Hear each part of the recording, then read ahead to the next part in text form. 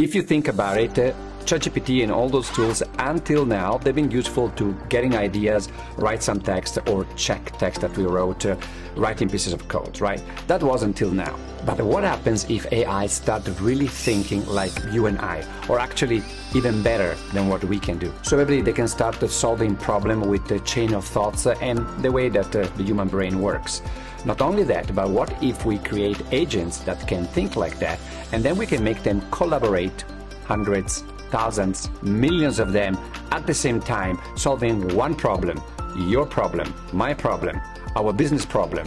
What happens then? And there was this rumor of this new model, a superhuman model that will surpass human intelligence, called Q-Star first, then Strawberry, then Orion. This is the direction where all the software houses implementing AI are going, especially OpenAI, because they came up a couple of weeks ago with O1. Let me show you straight away how it works. I've got the O1 preview open on my ChatGPT, and I ask, create the game Tetris in Python, right? Now you will see that when I do that, it starts showing me the thinking behind what it's trying to create. Now I asked ChatGPT O1, specifically in this case, to build the whole game, not just a piece of code. And here is laying out about the various options, so it's evaluating what approach to take, then implementing Tetris, breaking down the approach, setting up the game.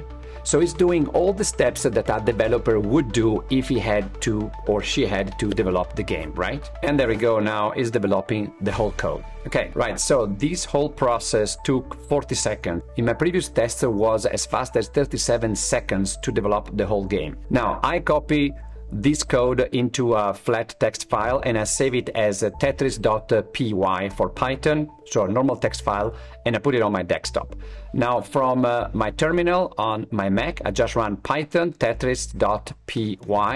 There we go. we have the game. So I can move the pieces. Let me see if I can rotate them as well. Let me put them down, and it seems to work. Let me see if I can clear a line. It seems to work. I can rotate the pieces, I go down, and it clears the line. So it does work. Okay, there's an overlap on the text, but overall the game is working.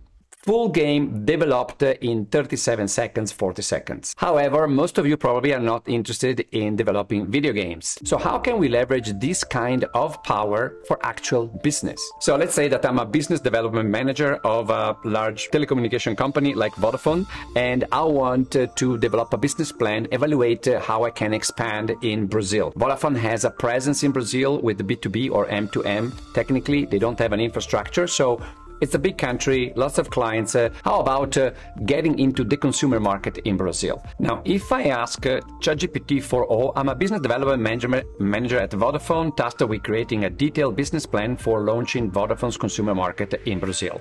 And I say that I want an overview, I want a market analysis, infrastructure strategy, marketing strategy, operations plan, financial projection. I'm going to ask the same to O1, but let's see what the normal ChatGPT does, and then some conclusion, implementation timeline.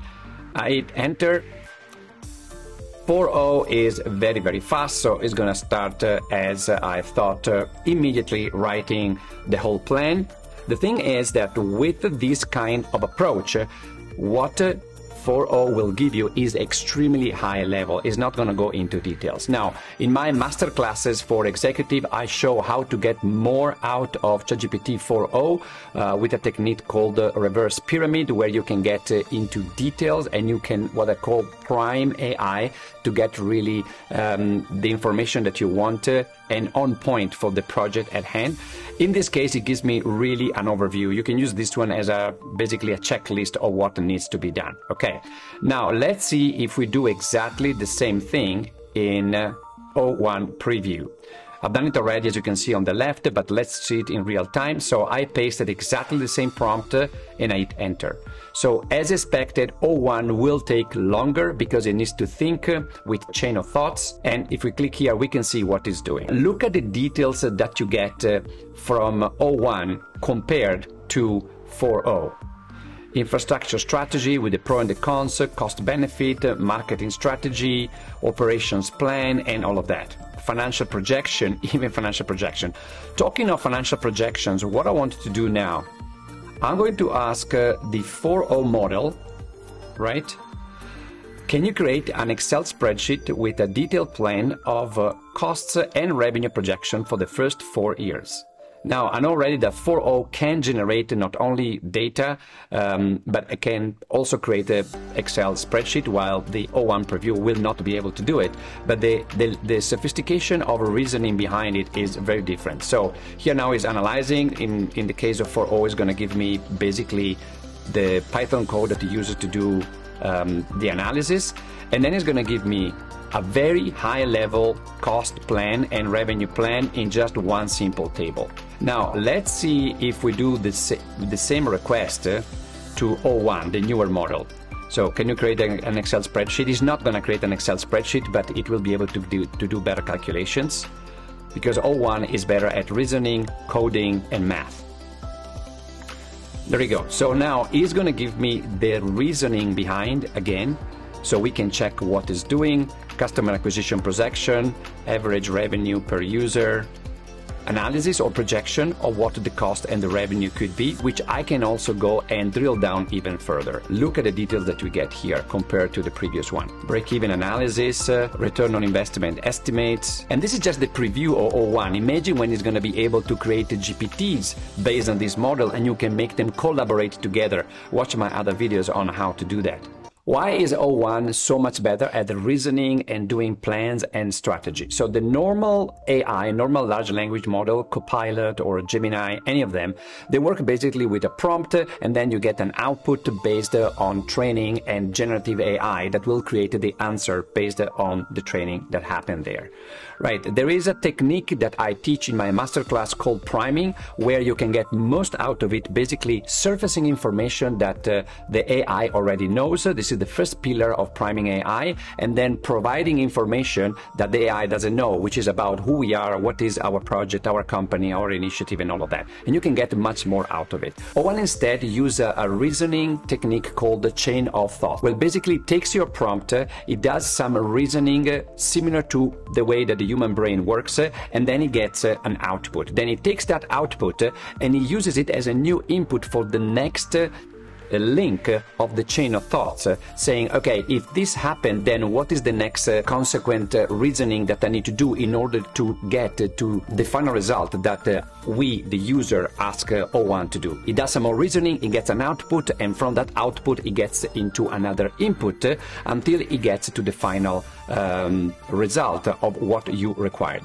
This is a way more powerful way of using AI that resembles like a team of people collaborating, and I'll come just now on why this is so powerful in terms of collaborating. Now, I'm saying that this technology will change completely the world, not only the business world, but many other aspects of our world in the next few months. And the reason is, let's take the example of the Tetris game, and then we go into science and business. OpenAI O1 took 37 seconds to develop the whole game. A good developer will take 7 hours more or less to do the same kind of rough game, because it wasn't very refined, but it was working, right? The AI took 0.14% the time that a human being will take to develop the code. Let's talk about research for a cure for cancer, for example. Let's say that a human being or a team of people will take 10 years to develop a solution, or for any other scientific research. If that processing power and reasoning power is in parallel, the same as we have seen with the Tetris game, it would take an AI bot 5 days to do the same kind of research. 5 days. 5 days versus 10 years as a linear analogy between the two. Now here's the trick. With ChatGPT already, we can have bots, GPTs, and make them collaborate together. Okay, only 2 of them, not many of them for now.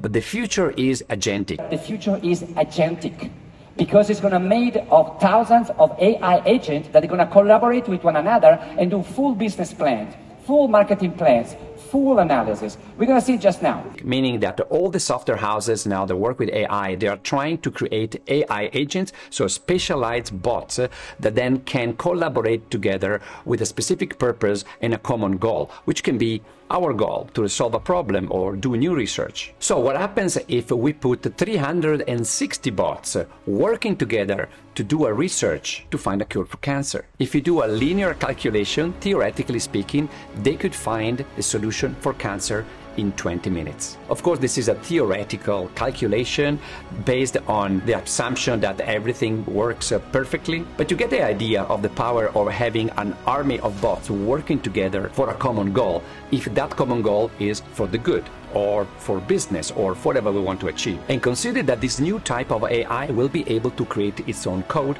it will be able to self-evolve, it will be able to dispatch tasks to other bots, it will be able in the future also to buy resources when it needs resources, transforming AI tokens into digital currency and really buy resources for whatever task is required.